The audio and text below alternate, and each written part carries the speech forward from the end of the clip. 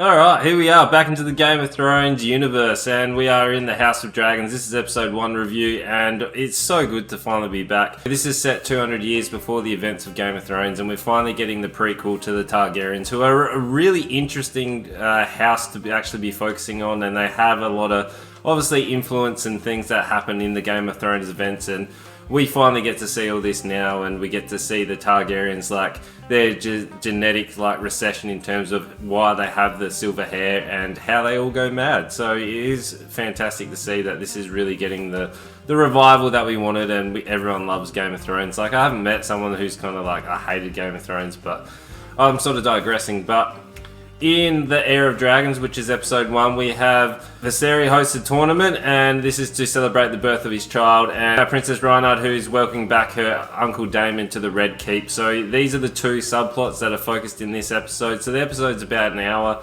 So the episode is really captivating. It's obviously got the Game of Thrones charm in there, and it's really paid off. Obviously, they've had 8 seasons to really create the world and everything that we wanted, but the tournament and the editing is probably where it really shines, where it's a little bit too early to like have the emotional connection to the characters that you know are probably going to meet a very unfortunate end with all the twists and turns that is the Game of Thrones. There are 2 characters that do stand out for me. Matt Smith, anytime he's on screen, he's playing Daemon, the brother who's pretty much a loose unit, and he just sort of does whatever he wants. Like, we really get to, he's like really the underdog in terms of people think he's not as clever as he is, and you can see all the twists and turns that he's probably going to cause. So he's probably going to be one of the catalysts in this actual series, where he goes on just an absolute rampage. He's obviously he's the captain of the guards. Like, we've kind of seen it before, but obviously the Targaryens, they're really interesting. You can see all the Targaryens obviously have their recession silver hair, and that's generally due to all the inbreeding, keeping the bloodline pure, but that's where the madness comes from as well. So unfortunately, like, all the male cast members in terms of the Targaryens do sort of have that little bit of madness sort of coming in. You can see it, but Daemon goes on a rampage in the city. Like, he thinks his brother has gone soft, so he's just like out there sort of reprimanding all these people for all their crimes they've done. Like, it's really slick, it's really dark and gruesome. So whatever their crimes were, he's like putting the punishment onto them, and it's such a cool scene. It really sets him up in terms of how sort of sadistic and how strong of a character he's going to be.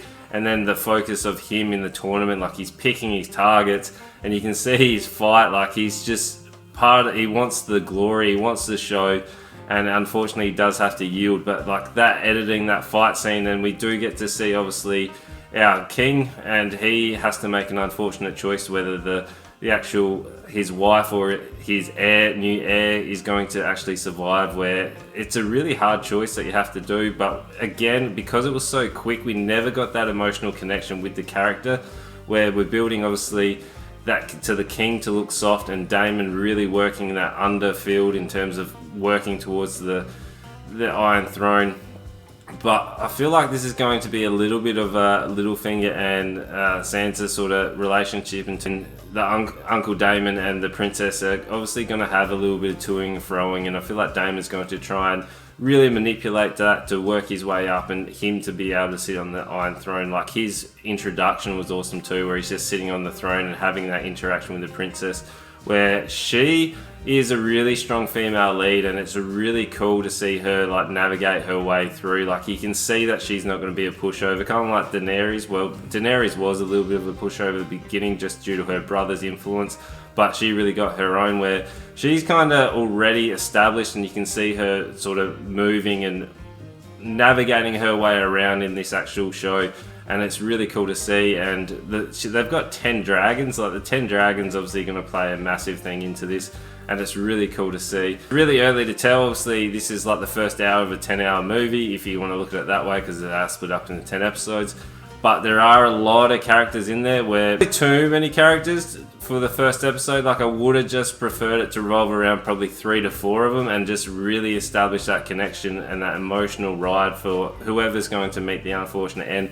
And then next episode, bring a little bit more in.